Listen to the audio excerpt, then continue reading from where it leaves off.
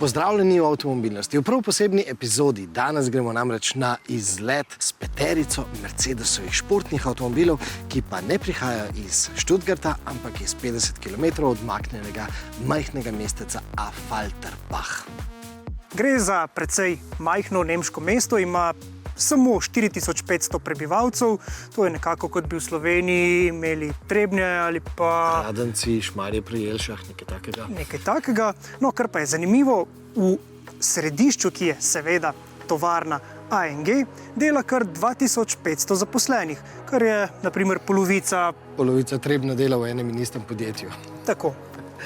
No, podjetje AMG je Mercedese začelo predelovati pred 58 leti, no, leta 1999 pa jih je pod svoje okrilje vzel Mercedes-Benz.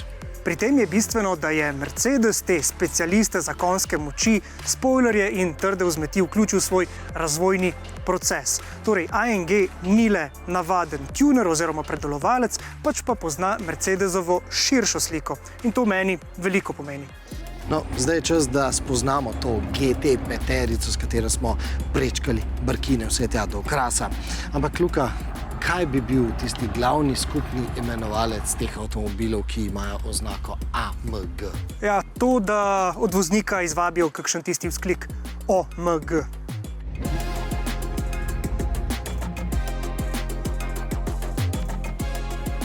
C43 AMG. V prejšnji generaciji je imel ta avto še 6-valjni motor, no zdaj pa ima 4-valjni motor. Ampak naj vas to ne zavede, poglejte. Poglejte, ta motor je neposredno plod znanja AMG-jevih inženirjev. Kako to vemo? Po tejle oznaki, na katero se je podpisal sam sestavljalec tega motorja. Če bom poskusil prebrati, mislim, da gre za Saša Hessen-Hündel, nekaj takega. In kaj je pri tem motorju najboljše? Njegova turbina je podprta tudi z elektriko. No in ta električna pomoč omogoča, da je pospeševanje še bolj linearno. No, nasplošno pa 4-valjnik obeta tudi nekaj tistega hot hatch občutka. In kaj pomeni hot hatch? Seveda obeta veliko užitkov v zavojih.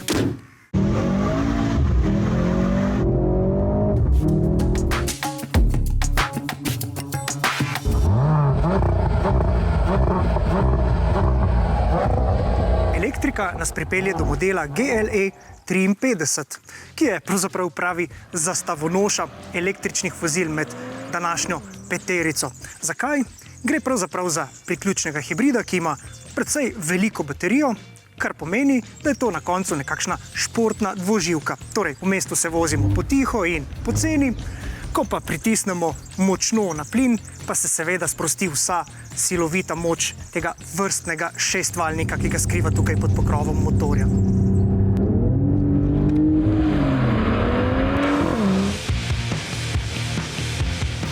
Naslednji je model SL53.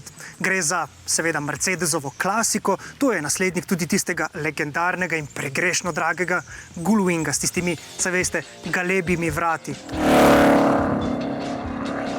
No, danes se temu avtomobilu vrata odpirajo popolnoma običajno, tudi ni več tako lahek kot nekoč, pod njegovim pokrovom motorja pa se skriva izjemno zmogljiv in tudi glasen V8.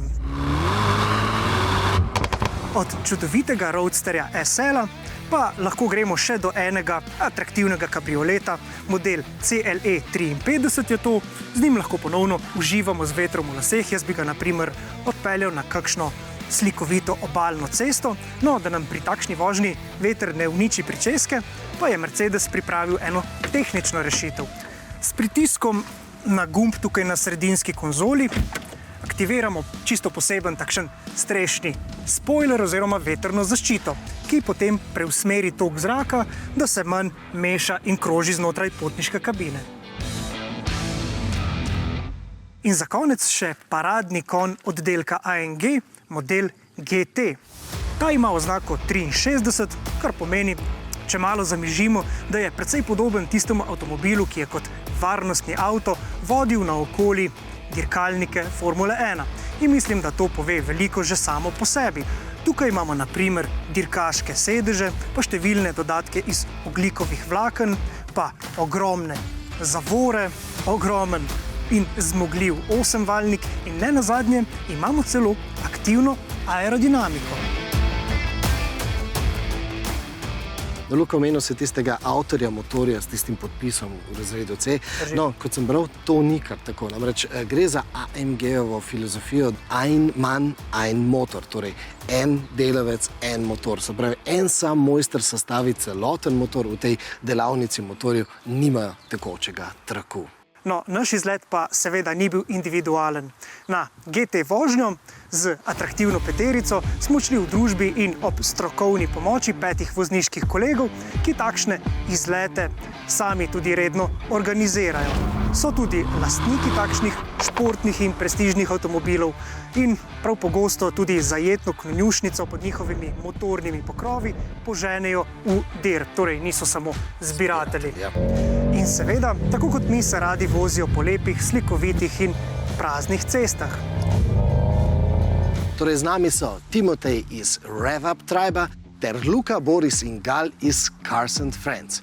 Torej, predebatiramo, kaj smo se naučili med vožnjo. Smo na avtocesti sprobali, se pravi, vetrno zaščito pri CLA-ju. Z tem spoilerjem in brez. In brez. Aha, in kje najbolj čutiš to razliko? Se pravi, ko so zaščite dvignjene, se čuti manj zraka v kabini in manj hrupa. Sploh pri višjih hitrostih je to zelo. Absolutno. Na avtocesti se je to točno tako tudi izkazalo. No, pa da bo jasno, takšno vetrno zaščito ponujajo tudi tisti klasični Mercedesovi kabrioleti, se pravi tudi tisti iz Stuttgarta. Enako velja tudi za funkcijo Air Scarf, to je tista funkcija, ki voznikovo glavo s toplim zrakom obdaja, ko se recimo vozi v hladnih dneh z odprto streho. Seveda pa te funkcije na tem našem vročem izletu nismo izkoristili.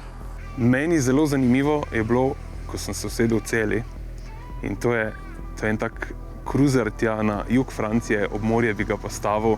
Verjamem, da tudi kakšna ugledna dama bi se v njem počutila čisto sproščeno in mogoče, ko te sisteme greš iz Comfort, Sport, Sport Plus, je tako, kot da malo odvijaš ta AMG bombonček, vsakič daš en layer papirja stran in se zna ta avto pol zapeljati tudi dinamično, ko ga rabiš. Dvojni značaj je značilnost praktično vseh AMG-jev. Po eni strani so mercedesovsko umirjeni oziroma prijazni, po drugi strani pa AMG-jevsko razigrani. In na tem AMG rock koncertu smo našli še en poseben ojačevalec. In to je kabrio. Tam so avti mečkom bolj elektronski, mečkom bolj zadušeni in ko si ti brez strehe, tudi tisti spuh dobro slišiš. Po mojem mnenju je ta avto danes boljši od AMG GT-ja, ker nudi več vozniške zabave, odprto streho, več zvoka. Med drugim GT je preveč elektrificiran, preveč kirurški, preveč natančen avto in se mi zato zdi SL bolj primeren za uživanje za voznika. Prav razumem, je ta stik z avtomobilom najpomembnejši, v bistvu bolj kot konji, bolj kot kakšen karbonski del in tako naprej. To, kako čutiš avto, kako v bistvu se sliši zvok teh avtomobilov. Ne? AMG je v mojem srcu še vedno motor spredaj, V8, zadnji pogon in mislim, da se SL najbolje približa tem starim AMG-ovim modelom. Veliko zvoka, veliko nekih pokov iz auspuha in mislim, da je res neka zgodba, ki jo AMG pozablja. Na tem mestu je prav, da pojasniva, zakaj je Gala SL navdušil celo bolj kot GT. Seveda, Gal je lastnik modela SLK AMG, na njem ima celo nalepke Safety Car, no ta avto pa poganja velik 5,5 litrski atmosferski V8, torej navajen je na bolj tisti klasičen oziroma surov AMG. In ko Gal reče, da je GT preveč kirurško natančen, je to pravzaprav pohvala inženirjem, saj so naredili popoln, perfekten avtomobil. Je pa dejstvo, da perfektnost ni nujno tisto, kar si pravzaprav ob nakupu tudi želimo.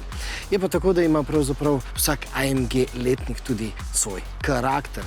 In nasploh je fajn, da če izberemo pravo različico, te avtomobili pravzaprav ne zastarijo, ampak postanejo samo vintage.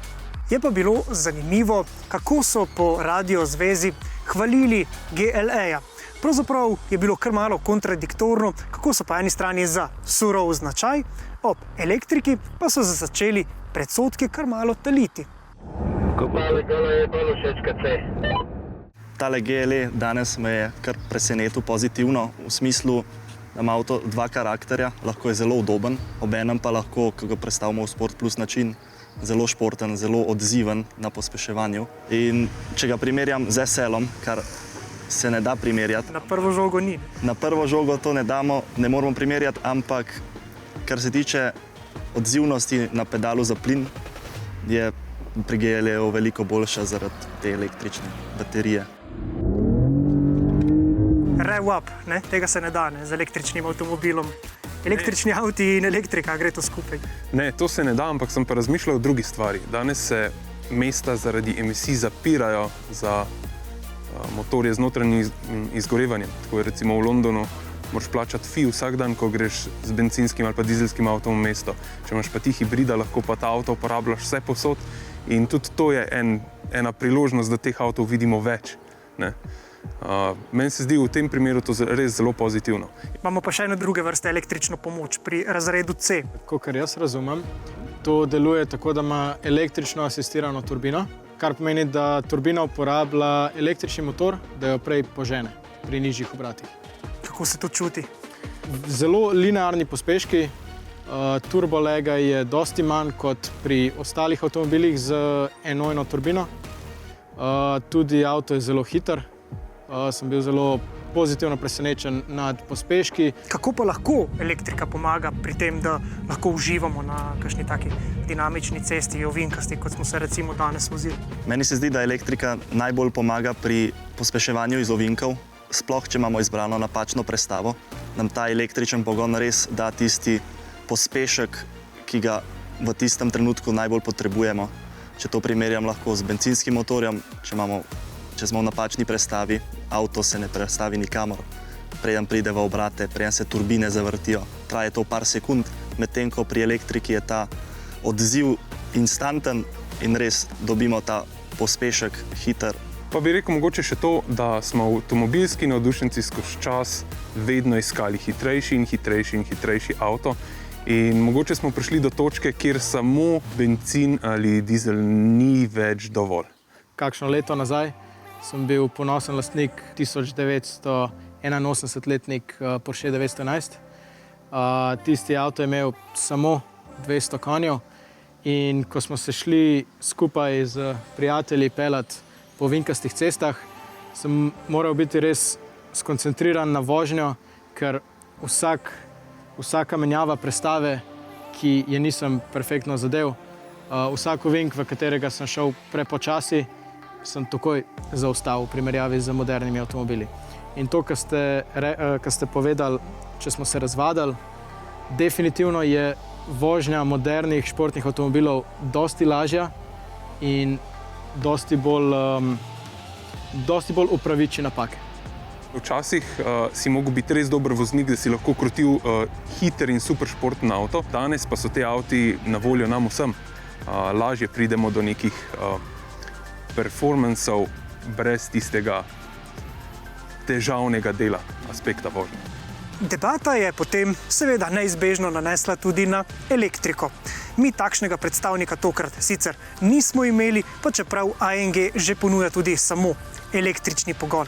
Ampak očitno je bilo, da je naše ljubitelje športnih vozil stare šole elektrika kar nekoliko presenetila in predsodki so se iz minute v minuto rušili. Ampak na koncu je vseeno prevladalo takšno mnenje. Če lahko damo en primer iz prakse, vsi radi jemo pomfri s kečapom, ampak samo kečapa pa ne bi jedala. Ne? Se pravi, hibrid je pomfri s kečapom. Elektrika je kečap. Tako bi rekel. Kot dodatek je elektrika super. Sama po sebi zna biti malo preveč. No, če se da zdaj naredimo kratek premor od te AMG-ove športnosti in se posvetimo drugemu delu Mercedesove ekskluzivne ponudbe.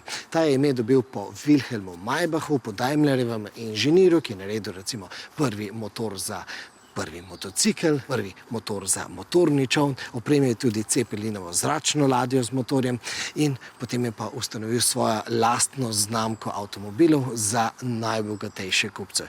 Najbolj znani model je Maybach Cepelin, to je bil prvi nemški avtomobil z V12 motorjem. Kako pa izgleda današnja aktualna izvedba tega predvojnega luksuza? No, o tem pa po glasnem premoru. Sestavine so pravzaprav enake, a končna jed povsem, ampak res povsem drugačna. Gospe in gospodje, Maybach.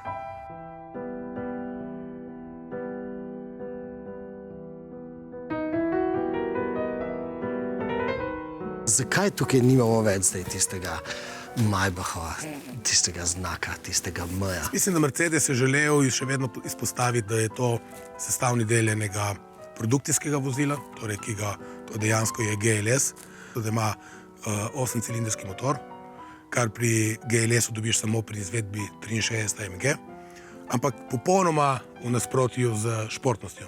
To je 100% udobje. To vozilo, katerega se usedeš in prvo moraš dobro poslušati, da dejansko motor sploh dela. In ni namenjen temu, da boste zdaj vi bil prvi, ampak da boste prišli umirjeno z občutkom. Še vedno avto ima 550 konjev, ampak drugačnih. Tudi zato ima lahko tako udobje. Zato ima tudi lahko tako udobje, ja. Če sva rekla, da so AMG kupci tisti, ki dejansko radi izstopajo, Ja. a pravilno razmišljam, da v primeru Maybacha pa to niso ljudje, da so tisti, ki so rajš mogoče malo bolj diskretni. Tako je. A je to nekak idejni naslednik tistega slovitega, legendarnega Pullmana 600, S600? Jaz mislim, da je drugačno obdobje danes za vozila. Danes dejansko kupci tudi vozijo to vozilo. Pullman je bil dejansko samo za potnike. Medtem ko tukaj lahko to vozilo, pa S-klaso, pa SL-a ta novega, lahko porabiš kot prvi avto oziroma lastniški avto. Se pravi, to je za nekoga, ki dejansko rad si ga je kupil zato, da ga bo sam peljal, takrat, kadar pa potrebuje za posel, seveda, da se... Delajo dolge poti, se vozijo v Milano, na Dunaj in tako naprej. In medtem ko dejansko oni lahko delajo, komunicirajo, kar imajo voznika, ki to upravlja vozilo, on se pa pelje, lahko pa prije za vikend, pa pelje družino na izlet, na večerjo, pa uživa v tišini. To je pomeni v bistvu avto za... A je to avto za Slovenijo? Je. Tudi mi v Sloveniji smo že nekaj Maybachov prodali. Koliko se pa dejansko v bistvu teh najbolj ekskluzivnih, najdražjih Mercedesov proda dejansko v Sloveniji? Lansko leto smo prodali 100 vozil v Sloveniji in računamo, da letošnje leto bo to podobna številka. Aha. Wow. Ja, kar precej. To je pa res precej, ja, tako da. AMG je prednjačil v tej številki? Ja, seveda. 10% je Maybachov, ostali so pa AMG. Lahko povem, da je G-klas dejansko največ.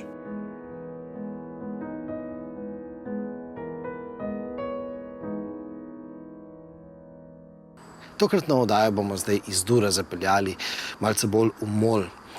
Gre za težjo zgodbo, ampak glede na to, kar sem videl in občutil, to zgodbo nekako moram povedati. Že zgolj zaradi same preventive. Ampak za uvod v to težjo zgodbo pa izsek iz enega intervjuja, ki bo na koncu oddajo spet zapeljal malce bolj v pozitivo. Večinoma smo zdaj pari in moški del, ki je za volanom, je ponavadi bolj navdušen nad samo vožnjo, ženski del pa bolj nad destinacijo. Zakaj ženske ne peljajo? Ne vem, zakaj to nekako naravno se ponavadi tako zgodi. Čeprav smo lansko leto septembra imeli en par, kjer je ženska bila večino časa za volanom.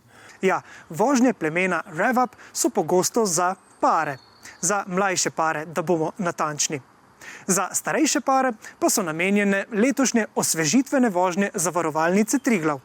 Torej, danes pelje ona. Ana, vaše osvežitvene vožnje z inštruktorjem za starejše zdaj po moje spremljamo že več kot 5 let. Včasno je, da smemo te vaše vožnje spremljati, ker se zelo, zelo veliko naučimo od njih, ampak tista objava na LinkedInu z pomenljivim naslovom Danes vozim jaz, tista je kar zadela, ne? Kakšni so bili odzivi? Ja, danes vozim jaz je en tak zelo preprost stavek. Ciljali smo na ženske voznice in ne govorimo o starejših letih, ampak takrat, ko se rodijo otroci in ponavadi mame poskrbimo za otroke in za vso to spremljevalno logistiko, moški pa prevzamejo volan na teh daljših vožnjah. Je pa to ravno ta čas, ko se potem začne samozavest voznic v primerjavi s samozavestjo vozniki razlikovati, razcepiti. Mi smo leta 2018 že več kot 200 voznikov po vsej Sloveniji povabili na simulator vožnje. In že takrat smo videli, da recimo več kot polovica voznikov je svojo vožnjo ocenila kot odlično ali zelo dobro. Žensk, se pravi voznic, ki bi se tako dobro ocenile, je bila pa že pod polovico. Pri tem pa je najbolj zanimivo, da ko smo primerjali rezultate, se pravi njihovo vožnjo je ocenil tako računalniški algoritem kot potem učitelj vožnje, se znanje pa ni razlikovalo. Ne? Ženske so vozile vsaj tako dobro kot moški, pada pa naša samozavest. Ne? Pri starejših voznikih je pa ta razkorak res še večji. Se pravi, medtem ko znanje ne nujno pada, se samozavest, občutek varnosti znižuje in potem pa to posledično čez nekaj desetletij pripelje do te situacije, ki jo pa oba pogosto videvava, ko se srečujeva s starejšimi voznicami, da potem, ko ostanejo same pri hiši z avtomobilom, pa niso več dovolj samozavestne, da bi šle na daljše razdalje. Je pa to, da smo samostojno mobilni, res nam daje občutek avtonomnosti, svobode, samozavesti in tudi neke kakovosti življenja. Torej, kako pa bodo potekale letošnje prijave na te vaše osvežitvene vožnje Zavarovalnice Triglav? A to pomeni, da bosta oba morala rešiti CPP test, da bosta lahko prišla na osvežitvene vožnje? Dobra novica je, da starejši vozniki že tako ali tako zelo vestno osvežujejo svoje CPP znanje. To z veseljem opažamo pri interaktivnih testih na Vozim se. Ampak poleti pa je res čas za prijave. Vse naše zavarovance nad 65 let bomo povabili k prijavi in to je priložnost za 330 voznikov, ki bodo letos vozili v 6 mestih. Kje? Kje bo letos potekalo? Kje se bomo vozili? Mesta, ki smo jih letos izbrali, da bi res prišli čim bliže vsakemu vozniki, so najprej večja mesta Maribor, Ljubljana, Celje, potem pa Ajdovščina, Krško in Škofja Loka na Gorenjskem. Se veselim. Tudi mi zelo. Tudi če ženska ne mara voziti, je prav, da vozi tudi ona, vsaj občasno.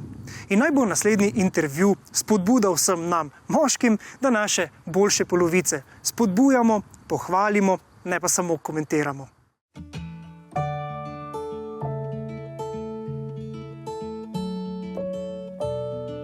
Ko sem vas poznal, sem začutil, da dejansko zelo uživate tukaj na deželi. To pa zelo. In narava mi dosti pomeni. Se pravi, mestni človek. Mestni človek sem šla na kmetijo, ker sem bolj zagnana, kot ostali zgleda.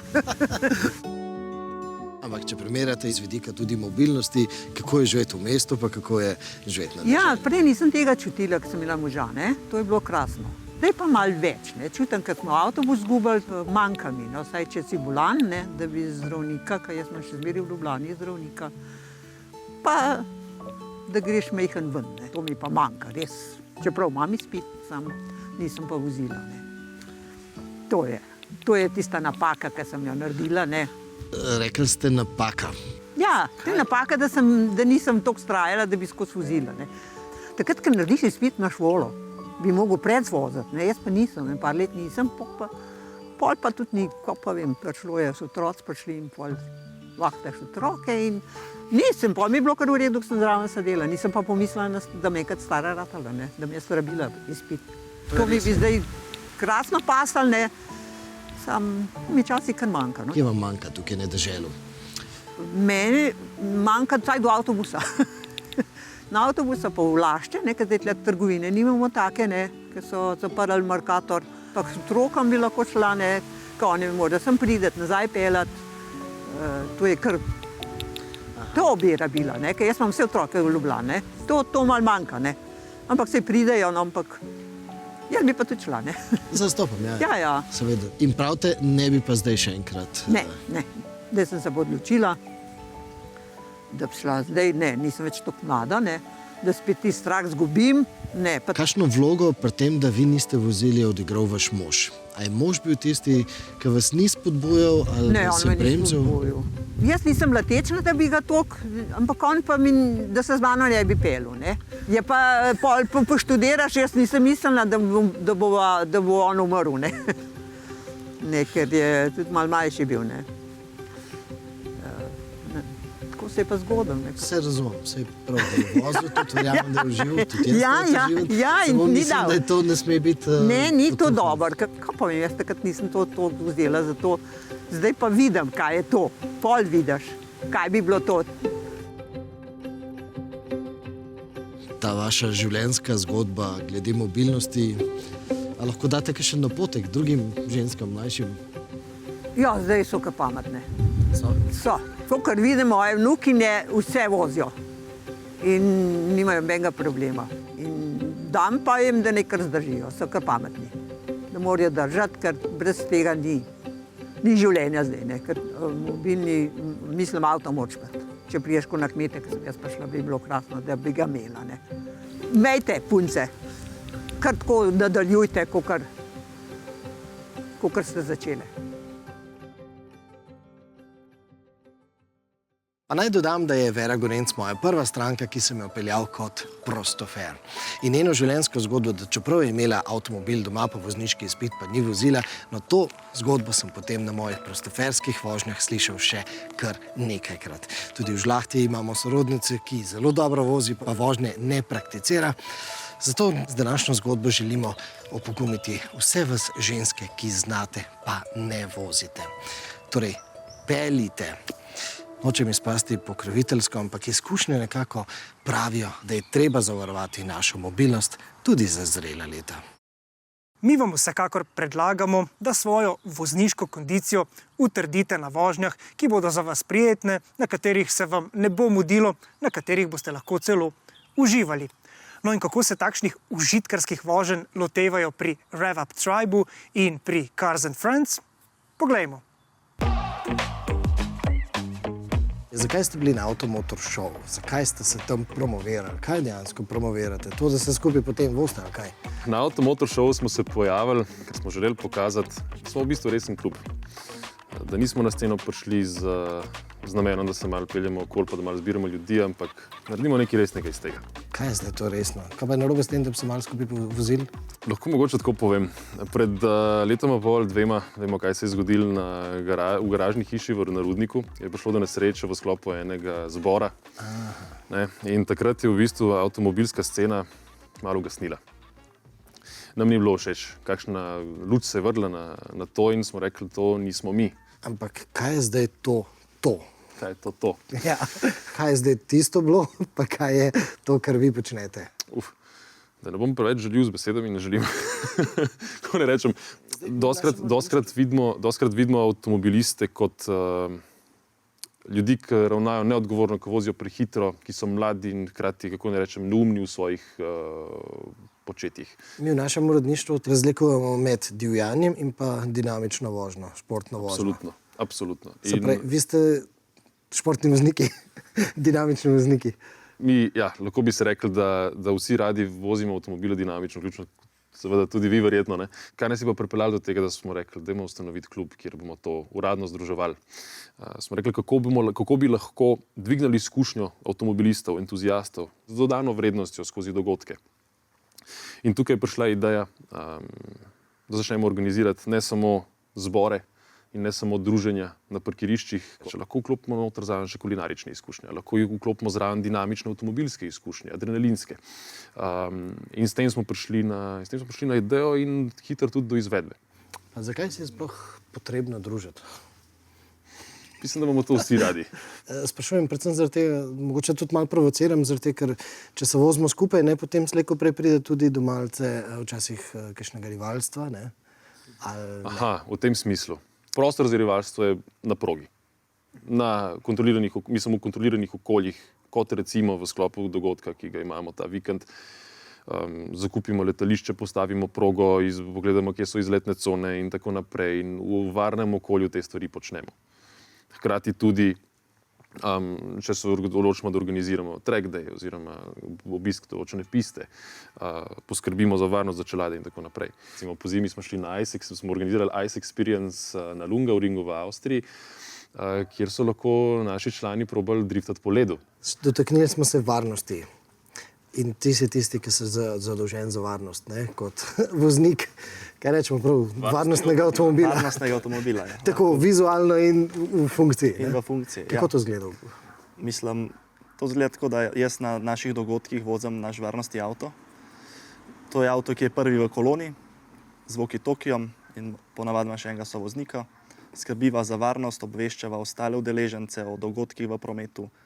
Skrbim, da se skupina drži skupaj, da ne razpademo, da se pravočasno razvrstimo za izvoze in narekujem tempo, ki je primeren za razmere na cesti. Jaz sprašujem zato, ker v bistvu včasih se zgodi, da imaš nehomogeno skupino. Ja. In se pravi, imaš v bistvu nekoga, ki je bistveno bolj počasen kot te drugi. Kako v bistvu te napetosti v bistvu na nek način tako Ja, mi imamo poštimati? pravilo, da ko je varno, lahko prehitimo, oziroma imamo planiranih veliko postankov, kjer v bistvu tudi lahko zamenjamo mesta, da se ljudje razporedijo po hitrosti. Vi v bistvu, kakšna je vaša skupina? Ste samo mladi ali kako? Jaz lahko prijem zraven ali kako je s tem? Seveda lahko prijete zraven. Naša skupina je v bistvu zelo raznolika, kar se tiče starosti. Imamo člane, ki so šele pol leta nazaj imeli 18. rojsten dan in pa vse gor do 50-60 let stare ljubitelje, ki radi pridejo na tako dobro organizirane dogodke. In vse vmes. Tribe, Rev Up Tribe, kakšno pleme pa ste? Povezujemo navdušene voznike. Torej, iščemo lepe destinacije po lepih cestah, pišemo dogodivščine in lepe spomine. Se pravi, vi ste bolj popotniki. Ja, raziskovalci, rečemo temu. Ja, lahko smo raziskovalci. Lahko smo raziskovalci lepih krajev, lepih cest. Ja. Se pravi, pri vas ni pogoj, da imate nek športen avto. Predvsem iščemo res tistega voznika, ki bi rad se pelal. Pri vas je v bistvu cesta tisto vezivo, ki vas povezuje. Tako, cesta nas nekako povezuje, oziroma cesta nas pelje.